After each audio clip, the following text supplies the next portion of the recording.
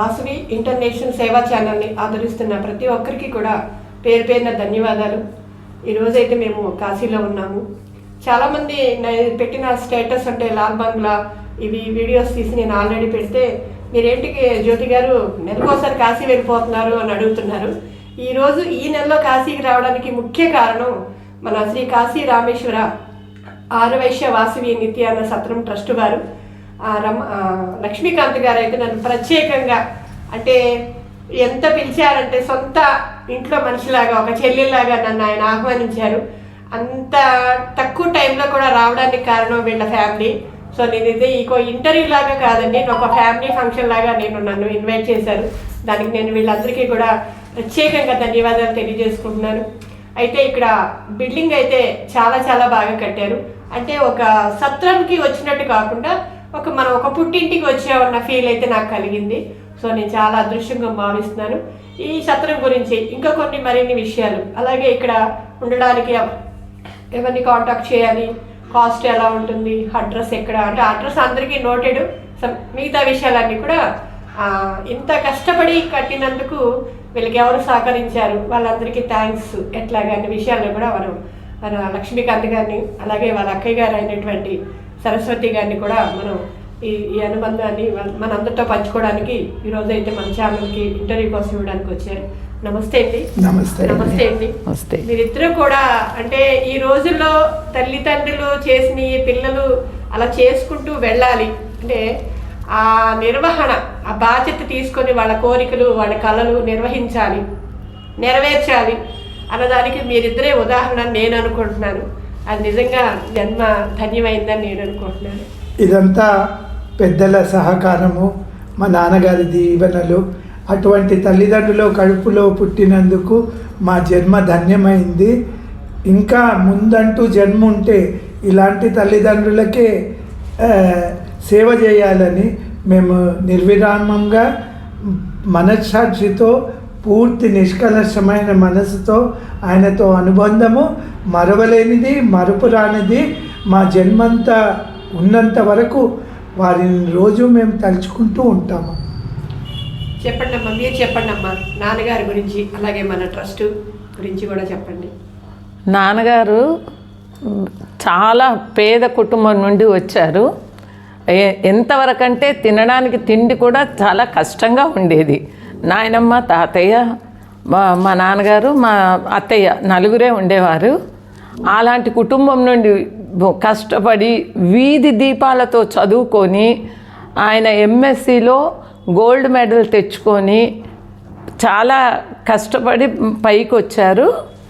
ఆయన ఏమిటంటే ఎంతసేపు తను సర్వీస్ మోటోలోనే ఉండేవారు. ఆయన ఫస్ట్ తహసీల్దార్గా జాయిన్ అయ్యారు.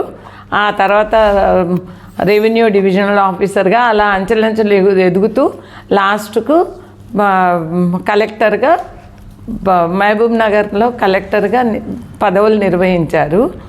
ఆ తర్వాత రిటైర్ అయిన తర్వాత నాకు ఇంకా సంపాదన వద్దు, నాకున్నది చాలు, నేను సర్వీస్లో ఉండాలి అన్న ఉద్దేశంతో వాసవి సేవా కేంద్రంలో చిన్న రూమ్ తీసుకొని అందులో ఆయన రసీదు పుస్తకాలు రాస్తూ మెల్లిగా కలెక్షన్ చేస్తూ అలా ఉండేవారు. ఆ టైంలో పువ్వాడ నాగేశ్వరరావు గారని ఆయన కూడా గవర్నమెంట్ ఆఫీసరే. ఆయన వచ్చి సార్ నేను మీకు సహాయం చెయ్యాలా అని అడిగినప్పుడు ఈయనను తీసుకొని సత్రం ఆఫీస్లో వాళ్ళిద్దరూ ఉండి రామేశ్వరం సత్రంకు ఆయనను ప్రెసిడెంట్ చేశారు. ఆ తర్వాత నాన్నగారు కాశీ సత్రంనే చూసుకునేవారు. అయితే 2005లో మా వారు డీజీఎంగా వర్క్ చేశారు టెలిఫోన్ డిపార్ట్మెంట్లో. ఆయన రిటైర్ అయిన తర్వాత నేను ఊరికే ఇంట్లో కూర్చోలేను, మీ దగ్గరకు వచ్చి సర్వీస్ చేస్తాను అని చెప్పినప్పుడు మా నాన్నగారు ఒకటే అన్నారు, ఇది ముళ్ళ కంప బాబు, మీరు నడవడానికి చాలా ఇబ్బంది పడాలి అని కొద్ది రోజులు అబ్జర్వ్ చేయాలన్న ఉద్దేశంతో ఆయనకు వేరే పని ఏమి ఇవ్వకుండా జస్ట్ ఊరికే టోటలింగ్ చేయమని ఇచ్చారు. మా వారికి కొంచెం ఇదనిపించింది, కానీ అలాగే చేశారు. ఈ సంవత్సరంలో ఎంతమంది 1116 కట్టారు, 2516 అవన్నీ టోటలింగ్ చేయమని ఇచ్చారు. అంటే ఈయన సహనాన్ని పరీక్షించడం అన్నమాట ఆయన. అలా చేసిన తర్వాత ఆయన అక్టోబర్లో రిటైర్ అయ్యి నవంబర్ 1కు జాయిన్ అయిపోయారు ఇందులో. ఆ తర్వాత ఫిబ్రవరిలో మా అమ్మగారు చనిపోయిన తర్వాత నేను జాయిన్ అయ్యాను. అప్పటి నుంచి ఇప్పటి వరకు సర్వీస్లోనే ఉన్నాము. మా వారు ఏం చేశారు, నాగేశ్వరరావు గారు చనిపోయిన తర్వాత మాణిక్యం గారని ఆయన రిటైర్డ్ ఇంజనీర్ ఉండేవారు. తర్వాత విఠలరావు గారని ఎల్ఐసి ఆఫీసర్ ఉండేవారు. రమణయ్య గారని ఉండేవారు. అలా 5-6 పెద్దవాళ్ళు, నాన్నకంటే కొంచెం కొద్దిగా చిన్నవాళ్ళు అన్నమాట. వాళ్ళందరినీ తీసుకొని వాళ్ళందరూ కూడా కలెక్షన్ కని ఊరూరికి వెళ్ళేవారు. అలా కలెక్ట్ చేసుకొని వచ్చి ఎంతసేపు నిస్వార్థంగా సంపాదించుకొని సత్రం అభివృద్ధికే పాటుపడాలని చూశారు. కానీ ఆయన ఊరికే ఖర్చు పెట్టడం వద్దు అని ఆయన ఎంత పెట్టుకోదలిచిన పరిస్థితిలో ఉన్నా కూడా అందరితో పాటు సెకండ్ క్లాస్లోనే వచ్చేవారు. ట్రైన్లోనే ప్రయాణం చెయ్యమని ఆయన స్ట్రిక్ట్ ఇన్స్ట్రక్షన్ అనమాట. అది అంటే ఆ కాలానికి తగ్గట్టుగా ఆయన అలా ప్రవర్తించారు. ఇప్పుడు కాల పరిస్థితిని బట్టి మారాల్సి వస్తుంది, దానికి మనం ఏమీ చెయ్యలేము. కానీ అలా ఆయన సంపాదించిన ఇది ఇప్పుడు ఈ ట్రస్ట్ అయిన తర్వాత లాల్ బంగ్లాను అభివృద్ధి చెంది ఇంత మంచి బిల్డింగ్ కట్టడానికి అవకాశం ఆయనకు చాలా దొరికింది. ఆయన పెట్టిన ధనమే ఈ తర్వాత తోడ్పడింది దీనికి. ఆ తర్వాత 2019లో ట్రస్ట్ ఫామ్ అయింది. తమ్ముడు 2.5 years సర్వీస్ ఉన్నా కూడా మా తమ్ముడు ఇందులోకి వస్తాడని నేను కలలో కూడా అనుకోలేదు. మా వారికి కూడా అసలు నమ్మకం లేదు. కానీ వాడి సంకల్పమే అనుకో, నాన్న ఇదే అనుకోండి వచ్చారు. వచ్చిన తర్వాత ఇంకా అప్పటి నుంచి మా వారు ప్రెసిడెంట్గాను, తమ్ముడు కోశాధికారును, నేను హెల్పర్గాను ఉన్నాను. ట్రస్ట్ అయిన తర్వాత నువ్వు కూడా ట్రస్టీగా ఉండక్క అని అంటే సరే అని నేను కూడా ట్రస్టీగా జాయిన్ అయ్యాను. నేను ట్రస్టీగా జాయిన్ అయ్యాను. కానీ ఇంతమంది ట్రస్టీస్లో నేను ఒక్కదాన్నే మహిళా ట్రస్ట్గా నేను ఒక్కదాన్నే ఉన్నాను. గ్రేట్ అండి, మీరు ఇంతమందిలో మీరు అలా చేస్తున్నారంటే. అది అంతా మా నాన్న ఇదే, అంతకంటే మేమేమి అనుకోలేదు. నేను నిజం చెప్పాలంటే నా వరకు నేను పెద్దగా అంటే దేవుడు నాకంటే ఒక శక్తి ఎక్కువ ఉంది, మనకంటే ఒక శక్తి ఉంది.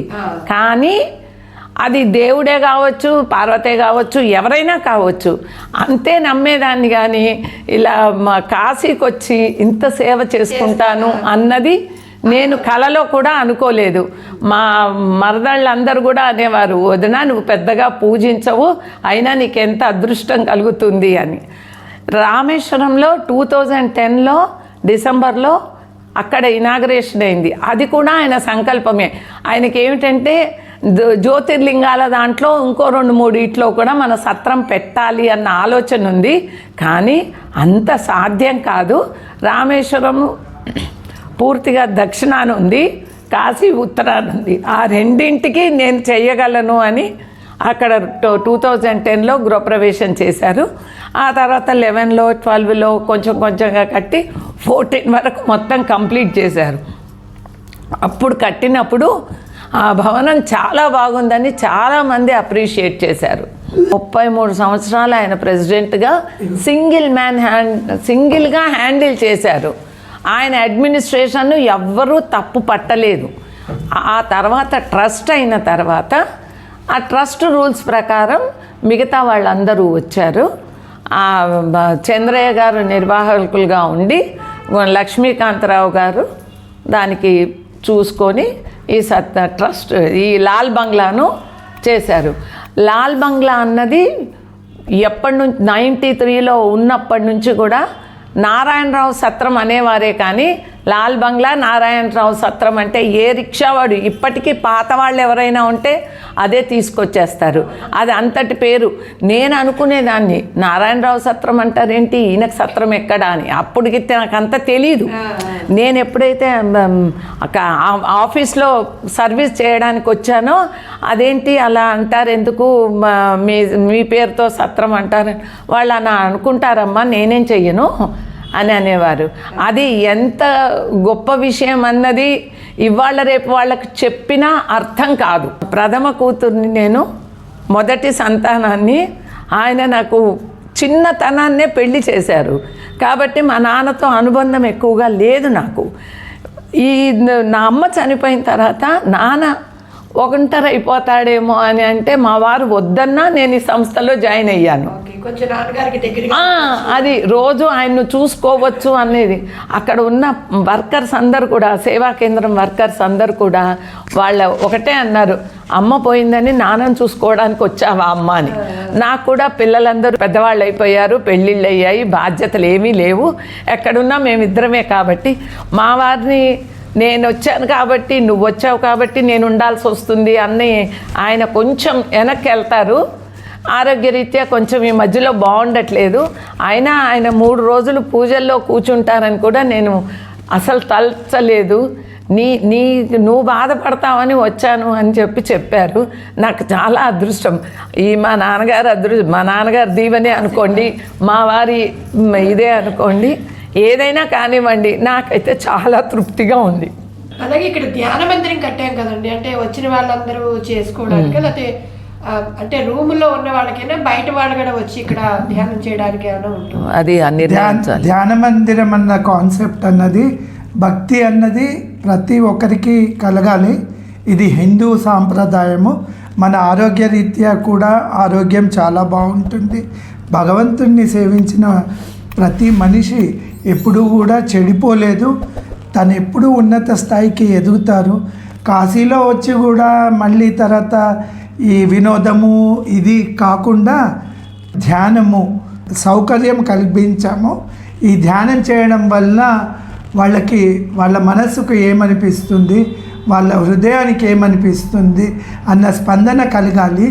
ఆ స్పందనతో వాళ్ళందరూ కూడా తిరిగి వాళ్ళ ప్రదేశాలకు వెళ్ళిన తర్వాత ధ్యానం చేసినచో ఆ ధ్యానంలో గొప్ప భక్తి వస్తుంది. భక్తితో దేవుణ్ణి పూజించగలుగుతాము. హిందూ సాంప్రదాయ పద్ధతిని మనకు తెలియకుండానే అది ప్రపంచమంతా పాటిస్తాము. దానివల్ల ఎప్పుడైనా ఉపయోగం ఉంది కానీ నష్టం లేదు. ఈ ధ్యానం కూడా 24 hours అన్నది సరి అయిన పద్ధతి కాదు. దానికి కొన్ని టైమింగ్స్ పెడతాము. ఉదయం పూట, రాత్రి పూట, సాయంత్రం పూట పెట్టుకోదలుచుకున్నాము.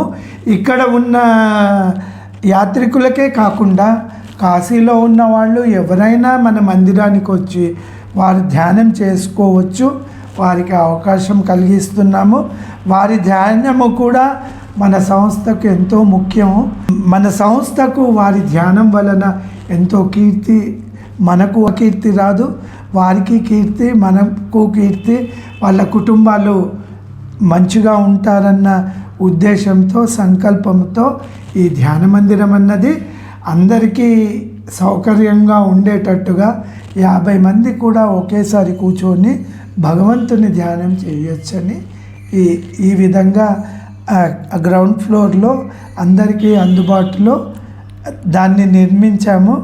జ్ఞానమే కాదు, మనకు భగవంతుడి పూజ కూడా ముఖ్యం. అందుకనే ధ్యాన మందిరం పక్కకు భగవంతుడిని పెట్టాము, శివయ్యని. శివయ్య తెలియని మనిషి లేడు. మొత్తము 3 లోకాలకి అధిపతి, 3 దేవతలకు అధిపతి. ఆయన్ని ధ్యానించినచో కూడా, మన సత్రంలో ఉండి వాళ్ళు ధ్యానించినచో వారికి పుణ్యం, మనకి పుణ్యము. హిందూ సాంప్రదాయాన్ని ముందుగా అంచెలంచెలుగా ఎదగాలని సంకల్పంతో మేము ఈ ధ్యాన మందిరము కట్టగలిగాం. ఇంకా మనం ఈ సత్రం ఇంకా ఏదైనా ఊర్లో పెట్టాలని ఏమన్నా ఆలోచన ఉందా అండి మీకు? ఇప్పుడు ఈ సత్రము చాలా కష్టంతో అన్ని ఆధునిక సదుపాయాలతో కట్టాము. ఇప్పుడు మేమున్న పరిస్థితి నిల్లు ఉంది. మా దగ్గర ఏమి డబ్బులు లేవు, అయినా కానీ మా సంకల్పం గొప్పది, మా మా ఆశయం గొప్పది. దీన్ని మంచిగా నిర్వహించి దీని నుంచి వచ్చే ఆదాయాన్ని సక్రమంగా మా నాన్నగారు చెప్పిన పద్ధతిలో నడుపుతూ అతి త్వరలో మేము అయోధ్యలో కూడా భూమి పూజ చేస్తామని, అక్కడ కూడా ఒక చిన్న భవనం నిర్మిస్తామని, అక్కడ కూడా యాత్రికులకు సౌకర్యం చేస్తామని ఆశిస్తున్నాము. అది తప్పకుండా చేస్తాము. మీ అందరికీ ఆ అవకాశం ఇస్తాము. ఇదే కాకుండా హైదరాబాద్లో ఉన్న ఆఫీసు ఇప్పుడు సత్రం అంటే సత్రం టైప్లోనే ఉంది. దాన్ని కూడా ఆధునికంగా చేసి డోనర్స్ సౌకర్యార్థం కొరకు వాళ్ళు వస్తే ఇది సత్రం ఆఫీసా అన్న ఫీలింగ్లో కావాలని ఆ సంకల్పంగా కూడా ఉంది. మా దగ్గర చాలామంది సహాయం చేసే డోనర్లు ఉన్నారు, మా మంచి కోరే వాళ్ళు చాలామంది ఉన్నారు. అందరూ ముందుకు వస్తారు, అందరూ మాకు డబ్బు సహకారం చేస్తారు, అక్కడ ఉండి పని చేస్తారు. మేము అతి త్వరలో ఈ 2 ప్రాజెక్టులని టేకప్ చేస్తామని పూర్తి మనసుతో, నిష్కలషమైన మనసుతో మా పీరియడ్లోనే ఇవి నిర్ణయించాలని కోరుకుంటూ, మీరందరి సహకారమే ఈ బిల్డింగ్ ఈ రూపకంగా మారింది. ఇదంతా మీది, సేవ మేము చేస్తున్నాము, ఈ ప్రాపర్టీ అంతా మీది. కాబట్టి దీన్ని కాపాడుకోవాల్సిన బాధ్యత కూడా మీ మీద ఉంది.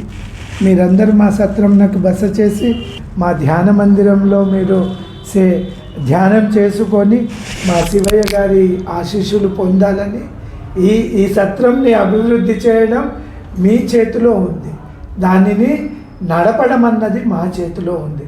కాబట్టి మీరందరూ మా సత్రానికి విచ్చేసి మీరు ఆనందపడి మమ్మల్ని ఆనందపరచాలని సదా కోరుకుంటున్నాను. ఈ ట్రస్ట్ 51 మందితోని స్థాపించబడిందండి. దానికి వాళ్ళు చాలా సహకారం ఇంకా ఇవ్వాలని మేము కోరుకుంటున్నాము. చంద్రయ్య గారు చాలా గట్టి స్ఫూర్తితో హైదరాబాద్లో కూడా ఆయన అష్టలక్ష్మి టెంపుల్లో చాలా బాగా మెయింటైన్ చేసేవారు. నా నాన్నగారి దగ్గర మా నాన్నగారి అడుగుజాడల్లో నడుస్తున్నాను, నేను మీ నాన్నగారు కట్టించిన సత్రాన్ని నేను నిలిపే వరకు నాకు నిద్ర లేదు అని ఆయన సంకల్పం కూడా ఉంది. ఆయన సంకల్పంతో మిగతా 51 మంది ట్రస్టీలను కూడా ఆయన స్ఫూర్తితో నడిపించి ఇది ఇంకా అభివృద్ధి చేస్తే ఇంకా బాగుంటుంది. అయోధ్యలో భూమి పూజ చేసి కట్టాలి అన్నది మా సంకల్పము. ఇది అయిన తర్వాత చూద్దాం. నాన్నది కొట్టేసిన తర్వాత కొంచెం బాధ అనిపించింది. అది ఉంచేసి కొత్తది కొనమని చెప్పాను నేను మీటింగ్లో జరిగినప్పుడు. ఇది ఇలాగే ఉండనివ్వండి, వేరేది కొనండి అని. కానీ ఆయన స్థాపించింది ఆయన దాంట్లోనే కావాలని ఆ దేవుడు నిర్ణయించాడు. కాబట్టి వీళ్ళు ఎన్నో తిరిగారు. వీళ్ళకున్న డబ్బులు అక్కడ 100 గజాల జాగ కూడా కొనలేకపోయారు. ఉన్నవి అటు ఖర్చు పెట్టేస్తే కట్టడానికి ఇబ్బంది అవుతుంది. ఇప్పుడైతే రకానికి ఒకటి ఉంది కాబట్టి ఇది తీసేద్దాము అన్న ఆలోచన ఆ ట్రస్ట్ మెంబర్స్కి వచ్చింది. నిజం చెప్పాలంటే మా తమ్ముడు చాలా కష్టపడ్డాడు. వాడు అంతల్లా వస్తాడని నేను అస్సలు ఊహించలేదు. నాకు వాడికి 10 సంవత్సరాలు తేడా. అందుకని వాడి ఆఫీస్లో ఉన్నా కూడా నేను వాడిని అరే తురే అని అనడం అవుతుంది. ఎంత కాదు అనుకున్నా వాడు తాత అయినా కూడా నాకు అలాగే ఉంటుంది. అందుకని నాకు వాడు నన్నన్నా నేను వాడిని అన్నా మాకేమీ లేదు. ఈ ట్రస్ట్ మెంబర్లు కూడా మాకు సహకరిస్తారని మేము ఆశిస్తున్నాము. ఓం నమః శివాయ. హైదరాబాద్ నుండి దేవులపల్లి పవన్ కుమార్ సిద్ధాంతి గారు వారి బృందం 11 మందితో 22వ తారీఖున వాళ్ళు వచ్చారు. ఆ రోజు అఖండ జ్యోతి వెలిగించారు. ఈ 5 రోజులైనా కూడా ఈ రోజుకు అది వెలుగుతూనే ఉంది. అది మా అదృష్టంగా అనుకుంటాము. తర్వాత జ్యోతి ఎలాగైతే వెలుగుతుందో మా సత్రం కూడా అలాగే కావాలని ఆ అఖండ జ్యోతి భగవంతుడి దీవెన అనుకొని ఆ అఖండ జ్యోతిలాగా మా సత్రం కూడా ముందు తరాల వాళ్ళకి మంచి సౌకర్యాలు కలిగించాలని, అష్టైశ్వర్యాలతో పెంపొందాలని మా కోరిక. కొంతమంది ట్రస్ట్ మెంబరు చంద్రయ్య గారితో కలిసి శ్రీ శ్రీ శ్రీ మదబి నవోద్దండ విద్యాశంకర భారతి మహాస్వామి వారిచే ఈ లింగ ప్రతిష్ట జరిపించారు. ఆయన ఆధ్వర్యంలో జరిగింది. 23వ తారీఖున హోమము, శయ్యాదివాసము, పుష్పాదివాసము అవన్నీ 23, 24న జరిగినాయి. ఫస్ట్ స్వామివారిని వడ్లల్లో పడుకోబెట్టారు. ఆ తర్వాత హోమం జరిగింది. ఈ స్వామివారి చేత 25వ తారీఖున మధ్యాహ్నము శంకర భారతి మహాస్వామి వారి చేత పూర్ణాహుతి కార్యక్రమం జరిగింది. ఆ కార్యక్రమంలో పాల్గొన్న వాళ్ళ బ్రాహ్మలందరికీ కూడా మా ధన్యవాదములు. ఇది ఇలాగే జరగాలని, అంటే హోమం జరగాలని కాదు, వాళ్ళ ఆశీస్సులు మాకు ఉండాలి, వారి దీవెనలు మాకుంటే ఈ సత్రం అభివృద్ధి చెందుతుందని మేము ఆశిస్తున్నాము. కొంతమంది వెళ్ళి స్వామివారిని కోరంగానే నేను వస్తాను అని చెప్పారంట. అందుకని ఆ కరెక్ట్ సమయానికి గృహప్రవేశం జరిగింది. అది ముఖ్యంగా అనిపించింది. గోపూజ జరిగింది. ఈ సత్రానికి ఆహ్వానం చేసిన మనుషులని, డోనర్లని అందరినీ మేము కార్డు ద్వారా పిలిచాము. కానీ ఎవరిని కూడా ఫోన్లో సంప్రదించలేకపోయాము. అనివార్య కారణాల వలన బిల్డింగ్ ఓపెన్ కావాలి అన్న తపన వలన మేము లోగడ పోయిన నెలలో వచ్చి 20 రోజులు ఉన్నాము. మళ్ళీ ఇప్పుడు కూడా 20 రోజులు ఉన్నాము. ప్రారంభమైన నాటికి ఈ సత్రము రూపము ఒక ఇంద్రభవనంగా దాల్చాలన్న సంకల్పమే కానీ ఎవరు వస్తారా ఎవరు పోతారా అన్నది ఎక్కువ ప్రాముఖ్యత కలగలేదు. అయినా కానీ మా సభ్యులు, మా ట్రస్ట్ మెంబర్లు స్వామీజీ గారిని అడగంగానే వారి విచ్చేశారు. వారి కరకములచే లింగ ప్రతిష్ఠ చేశారు. ఆఖరి దినమున పూర్ణకుంభం హోమము కంప్లీట్ చేశారు. మాకు ఇంకొక విశిష్టత ఏంటంటే మేము హైదరాబాద్లో మాకు సహకరించిన రూమ్ డోనర్లు, ఈ 61 మంది రూమ్ డోనర్లకు వాట్సాప్ ద్వారా పత్రికను ఇవ్వగలిగాము. అందులో 230 మంది కాశీకి విచ్చేసి శివుని ప్రతిష్టలో పాల్గొని భోజన తాంబూలాలు స్వీకరించి ఎంతో ఆనందంతో మళ్ళీ రావాలన్న ఉత్సాహంతో ఇక్కడ 3 రోజులు తెలియని విధంగా ఇక్కడే ఉండిపోయారు. భోజనం సమయమైనా ఇక్కడే ఉండిపోయారు. మధ్యాహ్నం టిఫిన్ సమయమైనా ఇక్కడే ఉండిపోయారు. వారందరూ వాళ్ళ ఆ కార్యక్రమంలో నిమగ్నమై మా సత్రానికి విచ్చేసినందుకు వారికి ప్రత్యేక అభినందనలు. మరియు వాళ్ళే కాకుండా ఆ రోజు మన సత్రంలో సుమారుగా 500 మంది భోజనాలకు లోకల్ వాళ్ళు, డోనార్సు, తెలియని మనుషులు అందరూ సత్రం ఓపెనింగ్ ఉందని విచ్చేసి మా జన్మ తరింపజేసిన ప్రతి ఒక్కరికి పేరు పేరున నా నమస్సుమాంజలి. ఈ సత్రం గురించి ఇన్ని విషయాలు మనం విని మీకు కూడా రావాలని ఆశగా అనిపించిందని నేను అనుకుంటున్నాను. ఈ సత్రం ఓపెనింగ్కి ఇంకొక విశేషం ఏంటంటేనండి, ఎవరైతే డబ్బులు ఇచ్చారో డోనరు, ఆ రూము వాళ్ళతోనే గృహప్రవేశం చేయించారు. ఇది నేను చాలా చోట్ల చూడలేదండి. ఎవరైనా డబ్బులు ఇవ్వగానే వాళ్ళ పేరు పెడతారు, ఏదో ఫోటో తీసి పెడతారు, లేకపోతే వాళ్ళు ఏదో వచ్చినప్పుడు చూసుకుంటారు. అంతేగాని వీళ్ళు అలా కాదు, వాళ్ళ చేతితో స్వయంగా గృహప్రవేశం చేయించారు. నిజంగా ఇది వండరండి.